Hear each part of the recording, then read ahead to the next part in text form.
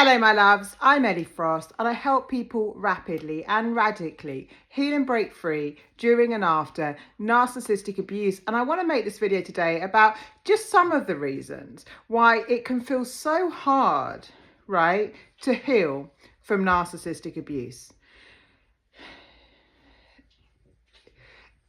Narcissistic abuse is complicated because it affects us multidimensionally. This is why on this channel I talk about multidimensional healing.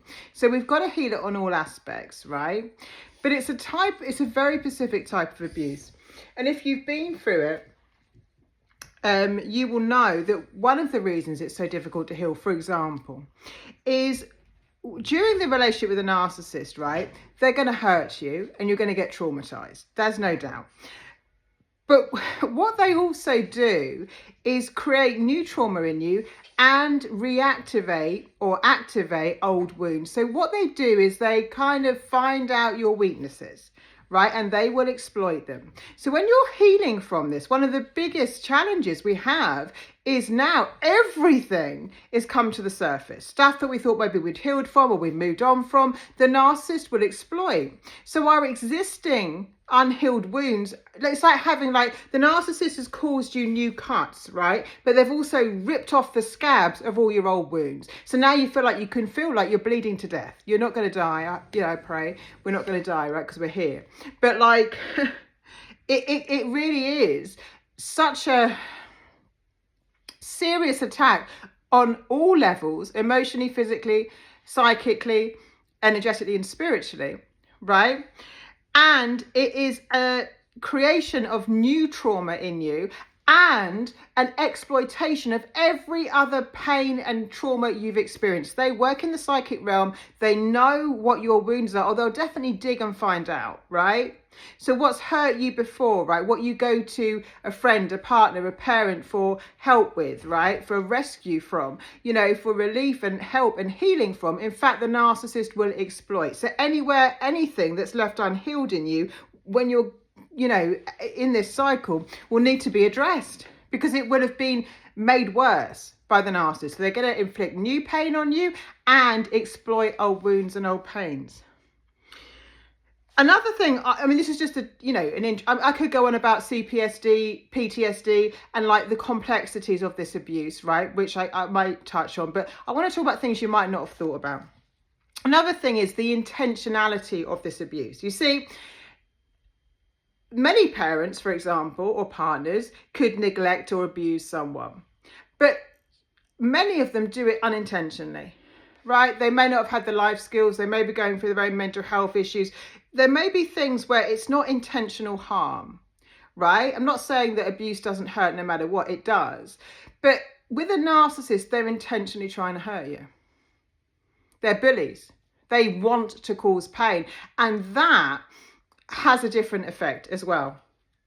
When someone who was supposed to have loved us, right, it's the ultimate betrayal, is intentionally harming us. It's so different if, say, your partner makes a mistake and hurts you, says something inconsiderate, but they genuinely didn't intend to hurt you. It was just a mistake. When that partner is deliberately trying to attack you and harm and cause pain and harm, it comes with it's a different sword you've been hurt with, right? And in the healing process, because obviously part of healing is the forgiveness and letting go and the grieving, it's a lot of therapists, and I'm all for therapy, by the way. I talk about, why sometimes therapy isn't, well, maybe not the only solution for this, right? The energy work I do tends to be faster and quicker and better at dealing with trauma than a lot of talking does. But a lot of therapists will talk you through, and I'm not saying there's not a place for it, why someone may have acted the way they do. So they might talk to you about that person's childhood or experiences they may have had that may have led them to hurt you. There is a saying in our society that hurt people, right? And that can be true. Not every hurt person hurts people. People here often are the opposite. We've been very hurt and often are the most empathetic. But, so it's not all hurt people, but it can be a pattern. And we've seen that in human psychology. So often we're taught to consider, what led the person to this behavior. And if you think about movies, sometimes when you watch like Batman movies or, movies with villains, big part of the plot and the story is uncovering, why they got to be the way they are. Right. And then that kind of gives us this kind of enlightenment on, now we understand. Right.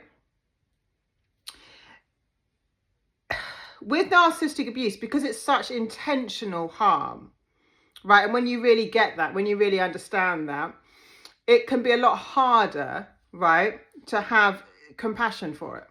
It can, and I'm not saying you have to, right, to heal, but it can be a lot harder to understand the behavior. So the traditional therapy is saying, well, they must have got hurt, can actually be quite, and it also can be quite dangerous, right? Because when we project our empathy on someone that has none, right, we can actually put ourselves in even more danger, because we can start excusing their behavior rather than holding them accountable, right, more than we should. So because it's not justified in the way that we might want it to be, right, and we realize that it was done deliberately in a malicious way, it can be much harder for us to let it go, to forgive it, right? Because this wasn't just someone who got hurt, didn't know what they were doing, and unintentionally hurt other people. This was someone who aimed to destroy. And narcissists are destructive energies. They aim to destroy.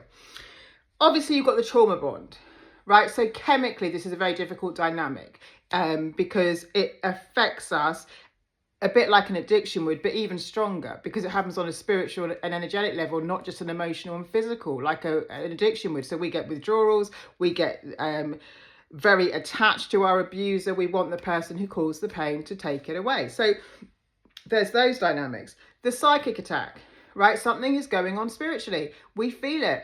They operate in the psychic realm. They know how to hurt you. They know how to love bomb you. They do, they are operating with an entity of consciousness. There is a spiritual attack going on.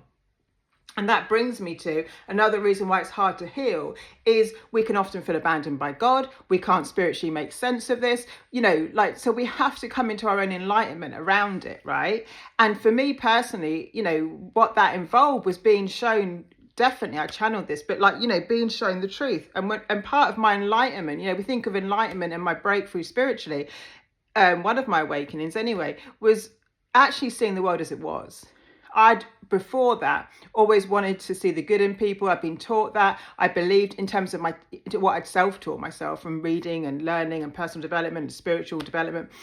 But what I had to do was see the world as it was.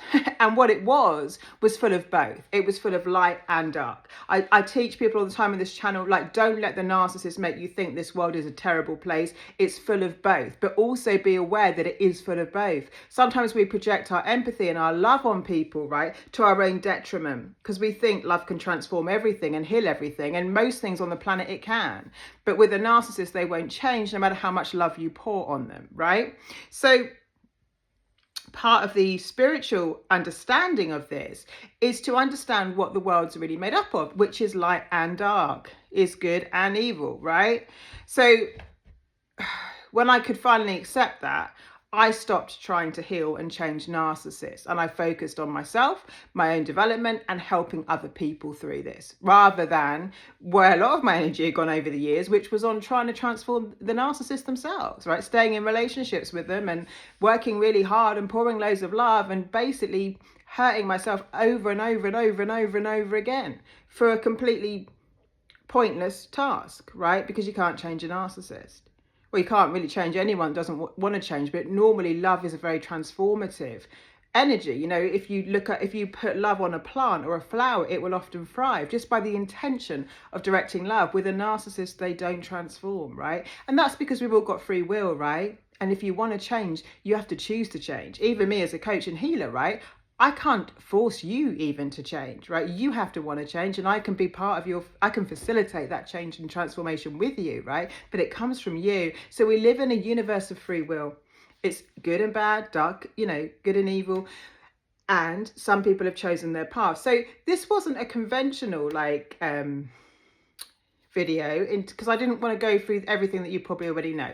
because you've got complex trauma, because you've got childhood wounds. I wanted to give you a different perspective of some other reasons that you may not have been aware of why this can be very hard to heal from. Now, just because it's difficult in the sense of we have to dig very deep to heal from this, we have to go very deep to heal from this, doesn't mean it has to take a long time. And that is honestly one of the most things I'm proud of in my work, is I can actually, people who've spent years in therapy, people who've spent years trying to deal with this, I can actually help people heal often way faster.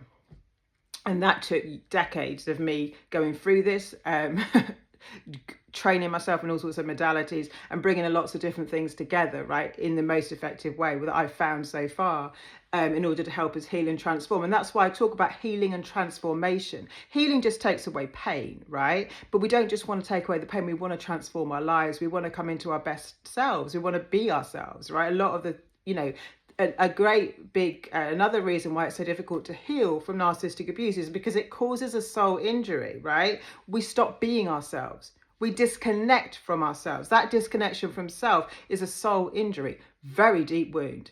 Now, the good news about trauma, even though it is not good to go through, is that what I have also found is that there are some very core root traumas, and when you heal them, right, so we can think, for example, I've been through so many traumatic events in my life, but what I found doesn't mean I've got like millions of traumas, right? There tends to be core root traumas, right, that those events cause. And once you heal the root traumas, right, then it's not so much about how many traumatic events you've been through that will correlate to how long it would take you to heal. It's how deeply you heal those root traumas. And when you do that, right, and one of the quickest ways to do that is coming into a sense of self, owning who we are, knowing who we are, living from that, connecting with a higher purpose and our higher selves, right, and coming into a sense of purpose on the planet, and knowing how to navigate this planet, given that it's full of good and bad, with boundaries and standards and goals, and understanding manifestation, how the universe works, right? Some of us get stuck. Another reason, actually, I'll add one more reason, but I could go on forever on this, couldn't I? Another reason is because we wonder why this had to happen to us. So we want this great big meaning. And, I really do believe in life, and I'm a coach. So, I get asked these questions a lot with people, and I help people come into a sense of purpose and fulfillment. But I feel like we actually get to take the meaning we want from things, right? So I get to choose what meaning I give it. I could say, oh, I needed that bad experience to come into myself. I personally don't believe that at all. I think that's a pile of shit in my terms of, you've got to find your own truths in this. In terms of me personally, I didn't need to be abused to come into myself. I think I'd done it quicker without the abuse. I think the trauma froze me. You know what I mean? Just paralyzed me on my own journey of self-actualization. So I personally do not believe we need this for a spiritual awakening, and I don't teach that. But if that's the meaning you want to take from it, that's great, because, for a lot of us, when you've been through narcissistic abuse, you've got no choice but to spiritually awaken to survive. But, for me personally, do I need to give it, and again, it's a question. Do you actually need to give it any meaning whatsoever, except for, this is something that happened, and this is something that could happen. If I got ill, would I have to give it a great big sense of meaning? I could, if it helped me. If I wanted to, I could find an empowering meaning for it. But you also, sometimes there's a bigger, purpose almost, and a benefit in not needing to attribute everything with a great big sense of meaning, just accepting as part of the education of this is how life can be, right? This is what the world is, and what do I want to take from it, and what do I want to create going forward? So in terms of coming into a sense of purpose, right, our purpose evolves and changes as we do. And it can, again, it's what our purpose is, to be fulfilled, right? That's basically it.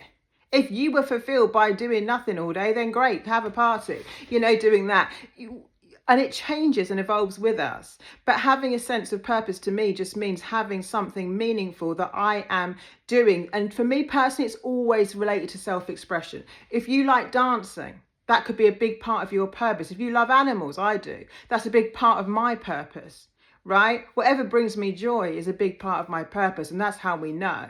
So again, making sure we're focusing on those things and not letting our energy be taken up by these distractions such as narcissists that literally leech our life force energy and take us away from everything that gives us meaning, purpose, fulfillment and joy. So I hope you like this video. Please keep liking, subscribing and sharing. Lots of love. I'll speak to you soon.